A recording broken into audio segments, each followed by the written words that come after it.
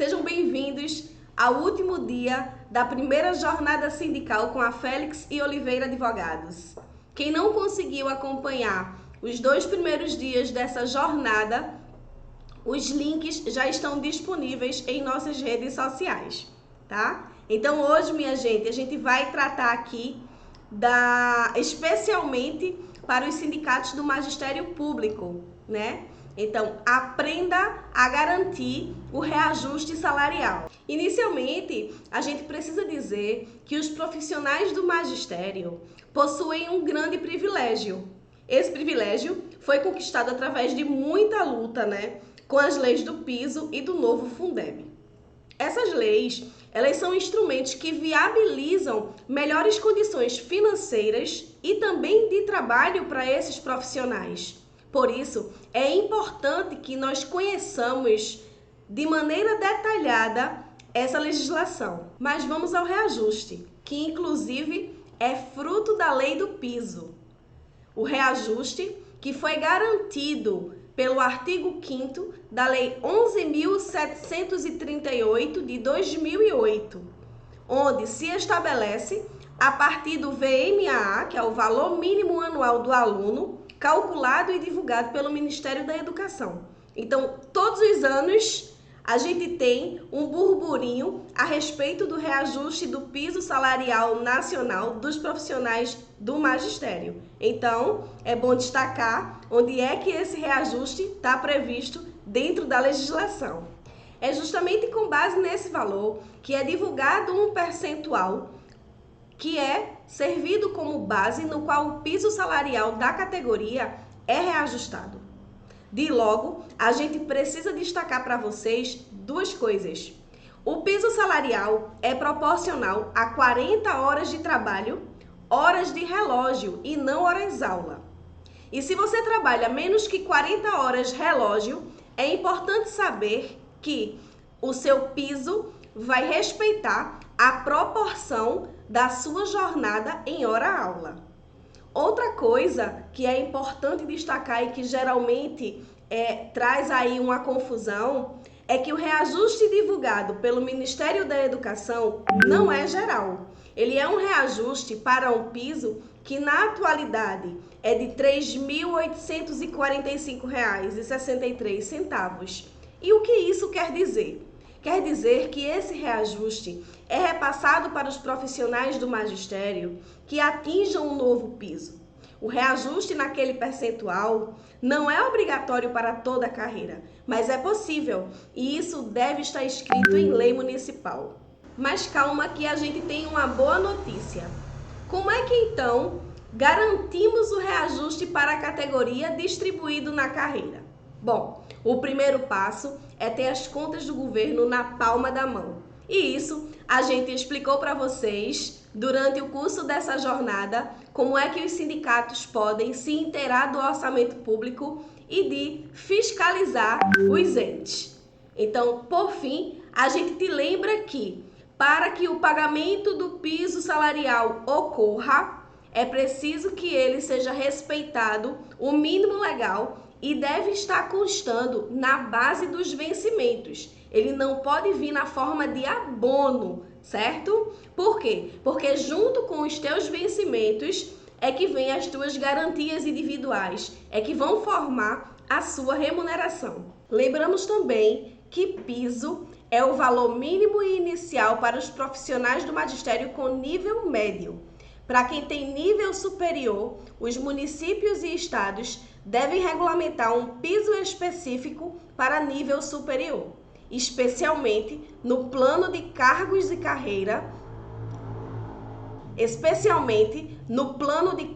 carreiras e no estatuto da categoria.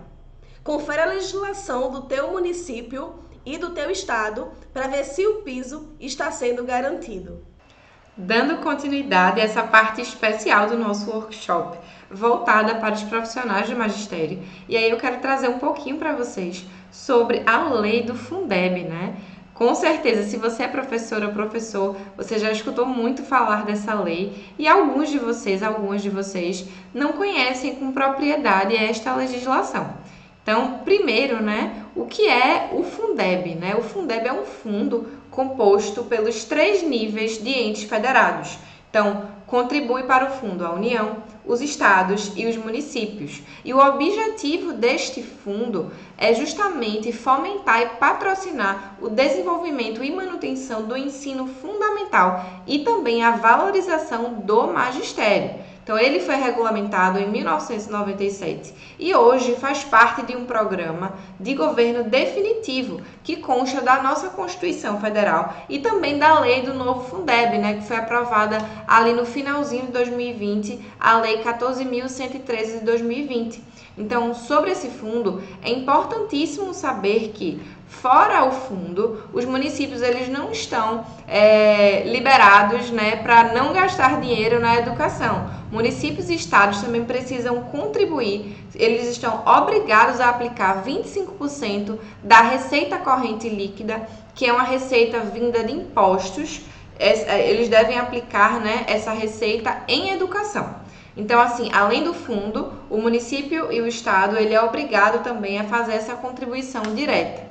Considerando isso que eu acabei de dizer, o sindicato precisa ficar atento, porque para todos os cálculos que ele fizer e também para as propostas que forem pensadas e elaboradas, a gente precisa levar isso em consideração, que a receita que está em jogo ali para fins de educação não é só o Fundeb, mas também essa contribuição obrigatória que eu acabei de mencionar. Então, voltando a falar um pouquinho do fundo, os repasses, né, que são contribuição da União ao fundo, eles estão previstos na lei do Fundeb para serem feitos de forma gradativa.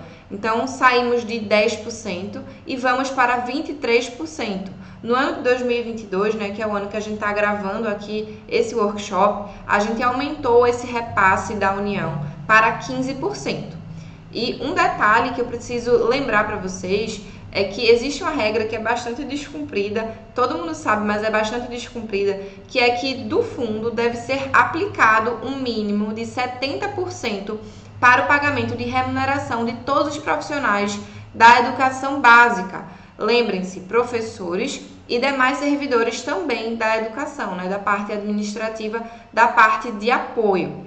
E eu chamo a atenção ao fato de que esse fundo, essa é uma curiosidade que muita gente não sabe e que a gente consegue encontrar várias irregularidades nesse sentido, é que o fundo, ele não pode ser utilizado para pagamento de aposentados e pensionistas. Então, o sindicato, fazendo os estudos, se capacitando, ele consegue identificar isso na folha de pagamento e ele pode recuperar receitas que deveriam ser utilizadas dentro do objetivo do fundo. Isso pode ser utilizado como uma barganha, como uma identificação que pode gerar um benefício para a categoria. A lei também trouxe algumas alterações e inovações quanto ao conselho do Fundeb, né, que vocês conhecem, é o CACS Fundeb. Então, o que ela fez? Ela aumentou o número de integrantes e gerou uma reestruturação dos conselhos de fiscalização.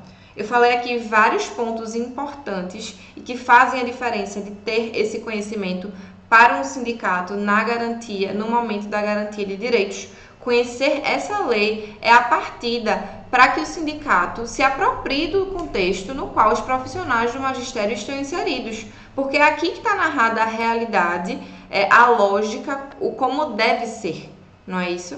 E em consequência, né, de tomar essa propriedade, pegar essa lei e colocar realmente no colo, em consequência disso, o sindicato pode identificar uma série de irregularidades e trazer melhorias reais e diretas para a categoria. Então, com relação a esta lei, eram esses comentários que eu queria trazer para vocês. E o próximo tema é ainda nessa linha do Fundeb, mas é sobre o rateio do Fundeb, que também foi um tema muito pedido e muito comentado por vocês. E a gente está trazendo aqui alguns esclarecimentos. Dando continuidade à nossa jornada, espero que você esteja gostando, né, assimilando, participando conosco. Agora, vamos trazer neste bloco 2 perguntas. O que é o rateio do Fundeb e se eu vou ganhar todo ano? São perguntas que nós vamos ajudar você a respondê-las, né? São duas perguntas. Primeiro, eu preciso dizer que o rateio do Fundeb não é uma coisa tão boa assim. E o que é esse rateio do Fundeb, né? Você viu no bloco anterior e lá foram esclarecidas diversas regrinhas para a utilização do fundo, deste fundo, né, que é tão importante para a educação brasileira. Em resumo, quando o Estado ou qualquer município não utiliza o mínimo necessário, que é percentual de 70% em relação ao pagamento da remuneração dos profissionais do magistério, em resumo, quando o Estado ou o município não gasta o mínimo de 70% no pagamento da remuneração dos profissionais da educação, antes, neste montante, estavam incluídos apenas os profissionais do magistério. Mas no final do ano passado, nós tivemos uma alteração da legislação do novo Fundeb, que incluiu os demais profissionais da educação. Essa alteração foi feita através da Lei 14.276 e, em função de não alcançar esse mínimo legal exigido de 70%, o ente público precisa ratear essa sobra na forma de indenização, beneficiando os servidores e servidoras vinculados, tá certo? Então, essa é uma observação importante. E por que falamos que este rateio não é um fator positivo na vida funcional do servidor e da servidora? Vejam bem, porque quando o rateio é praticado, quer dizer que sobrou dinheiro que deveria ter sido inserido na remuneração dos servidores e servidoras. Porque só há rateio, como já foi explicado, se o ente público não atingir o mínimo legal exigido. Então, se está sobrando, é porque este plano de cargos, carreiras e remuneração precisa ser reformulado, reestruturado, inserindo mais direitos, de modo que o mínimo legal garantido em lei precisa ser cumprido. Então, esses 70% da remuneração dos profissionais do magistério, da educação, ele precisa ser cumprido. Como ele não foi cumprido pelo ente público, houve rateio. E esta é a razão da gente alertar os sindicatos para essa particularidade. Ficar atento à receita do Fundeb, fazer a projeção anual, não é? Saber o que está escrito no plano de cargos, carreiras e remuneração, conhecer a folha de pagamento, saber realmente a remuneração desses profissionais para fazer essa conta, para poder exigir o reajuste legal a esses profissionais, de tal forma que não haja o rateio do Fundeb em função do ente público não ter alcançado o mínimo legal. Então, quando essa readequação ela é feita e os benefícios são inseridos na remuneração dos profissionais, então eles geram reflexos salariais duradouros. Por que duradouros? Porque ele leva para a sua aposentadoria, né? Normalmente é assim. Então, fica aí este alerta neste bloco, esta regra legal e, logicamente, os sindicatos precisam exigir esse cumprimento. Por isso que nós, em resposta àquelas duas perguntas iniciais, esse rateio não é bom, em regra, para os servidores e servidoras. O ideal é que seja inserido na remuneração de todos os profissionais, logicamente o percentual de reajuste adequado, de tal forma que isso seja incorporado à vantagem salarial e esses profissionais possam levar essas vantagens à sua aposentadoria. E no próximo bloco, imposto de renda, vamos falar sobre ele, sobre a sua incidência em relação ao rateio do Fundeb e também Fundef. Fica atento e não perca o próximo bloco. Imposto de renda deve incidir no rateio do Fundeb e do Fundef? Vamos falar sobre um tema de grande interesse de vocês, o desconto do leão da Receita Federal.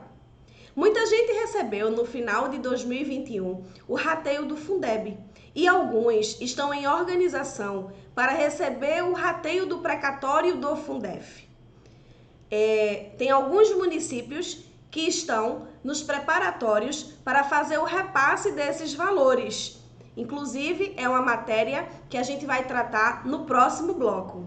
E aí, ficou na dúvida sobre esse desconto do imposto de renda nessas verbas. Esse é um tema de muito debate e divergência dentro do Poder Judiciário e dentro dos municípios e estados. Alguns entendem que o valor do imposto de renda retido na fonte deve de fato ser descontado, visto que se trata de uma verba salarial. Nós entendemos que não deve haver o desconto do imposto de renda. Isso porque tanto o rateio do Fundeb como do Fundef se referem a indenizações, verba indenizatória. O que você recebeu como rateio do Fundeb é uma indenização porque os valores não foram utilizados adequadamente pelo município, respeitando aquele mínimo legal de 60% à época.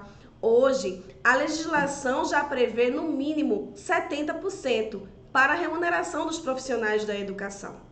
E o que você vai receber a título de rateio do Fundef também se refere a um valor de salário, mas que não foi pago à época e está sendo devolvido para vocês através de uma indenização e, por isso, não deve incidir o imposto de renda. É justamente por isso que a gente chama a atenção dos sindicatos, pois os sindicatos precisam estar atentos a esse detalhe. O poder público pode realizar esses descontos, de modo que a questão precisará ser levada para a Justiça para um amplo debate. Aproveitando também para destacar que não pode haver desconto previdenciário sobre essas verbas, combinado? Isso porque, como eu já falei anteriormente, essas verbas são de caráter indenizatório e você não vai levar para a sua aposentadoria. Então, fica de olho, porque a retenção é indevida. Aproveito e digo a vocês, fica com a gente, porque no próximo bloco vamos tratar sobre o rateio do Fundef. Eita, que o tema da vez é muito polêmico. Vou trazer um pouquinho para vocês aqui sobre os precatórios do Fundef, o rateio dos precatórios do Fundef. O Fundef, para quem não sabe, é o antigo Fundeb, né? O fundo que a gente já explicou para vocês aqui nos blocos anteriores. Esse fundo teve vigente de 1997 até 2006 e agora municípios e estados estão recebendo um recurso que foi cobrado da União em função de um repasse a menor do valor mínimo anual por aluno. Você viu também com a gente nos blocos anteriores como é que o reajuste do professor e da professora é calculado. Tá lembrado, né? E foi justamente por um repasse a menor nesse valor por aluno que gerou essas diferenças que foram cobradas depois por municípios e estados em face da União.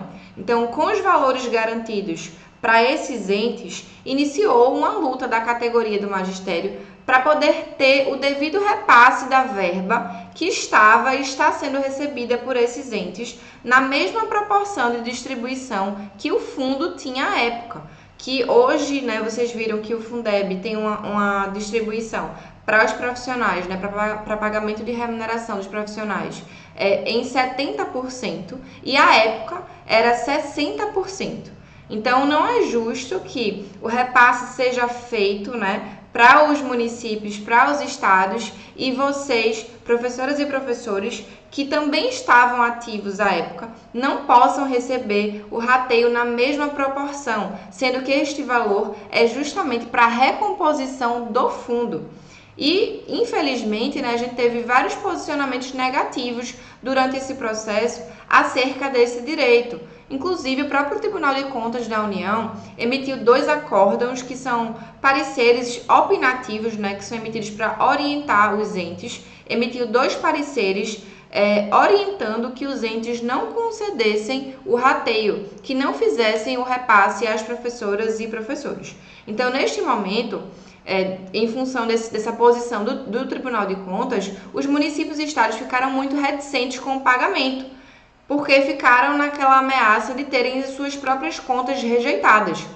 E aí, alguns estados e municípios se aproveitaram para não pagar e outros mantiveram o pagamento mesmo assim. Então, isso gerou uma desigualdade. Alguns municípios pagavam e outros não. E alguns professores e professoras recebiam e outras não também. Então, em função desse contexto, houve uma grande mobilização, inclusive uma grande e bonita mobilização coletiva da categoria dos profissionais do magistério, que através dos sindicatos, das centrais sindicais e da Confederação Nacional dos Trabalhadores em Educação, a CNTE, e aí essa mobilização gerou uma pressão no Congresso, que a gente também já comentou aqui, essa relação dos sindicatos da classe trabalhadora com o Poder Legislativo. E em função desse contexto, a gente teve algumas leis publicadas.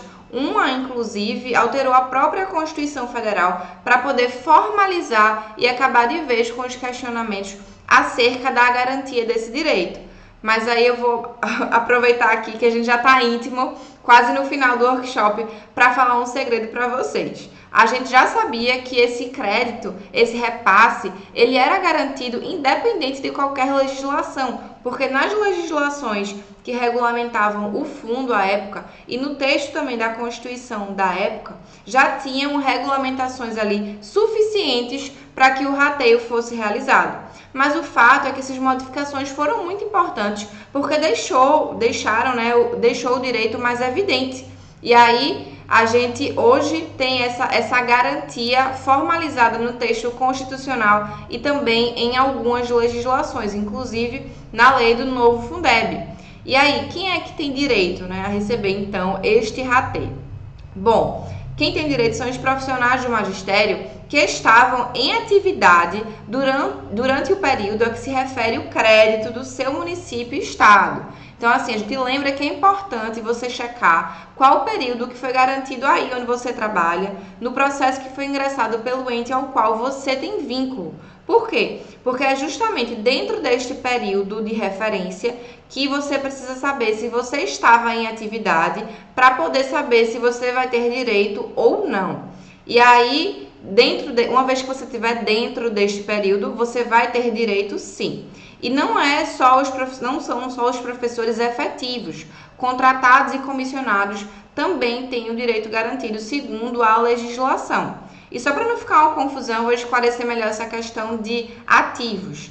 Você precisa estar em atividade na época de referência do período. Se hoje você está aposentado ou aposentado, é indiferente para a percepção desse crédito. O que importa é que à época você era ativo e você recebia, ou ativa, e recebia pelo fundo. Lembramos, pessoal, que os pagamentos eles devem ser feitos de forma proporcional à jornada que era realizada à época e ao tempo de serviço prestado também no período de referência. Isso é algo que o sindicato precisa ficar realmente muito atento. E aí chamamos a atenção para outro detalhe que é muito importante. Quando os pagamentos forem ser realizados, o sindicato ele precisa participar ativamente do processo, para que ele, de fato, possa representar os interesses da categoria ali naquele pagamento. E nós orientamos que a habilitação dos beneficiários e o próprio pagamento seja definida através de um processo administrativo. Por quê? Porque é através do processo administrativo que vamos garantir que não haverá irregularidades e ilegalidades na partilha desse valor, na nomeação dos beneficiários e no montante recebido. É um procedimento justamente para garantir a lisura, a legalidade do pagamento. E a gente fala isso porque a gente viu algumas coisas sobre essa possibilidade de irregularidades quanto ao rateio do Fundeb. Valores pagos aleatoriamente, sem possibilidade de contestação. Então, assim, a gente faz esse importante destaque para que você que está participando aqui dessa jornada tenha mais essa dica no bolso na hora de receber o rateio do Fundef, o tão esperado rateio do Fundef. E quase no finalzinho, mas temos um próximo e último bloco, e aí vamos trazer um bônus extra, só para quem assistiu até o final. Fica aí e espera o bônus. E aí, minha gente, a gente traz para vocês como bônus um tema: devolução da contribuição previdenciária sobre o terço de férias, como forma de prestigiar por vocês que nos acompanharam até o final dessa jornada sindical.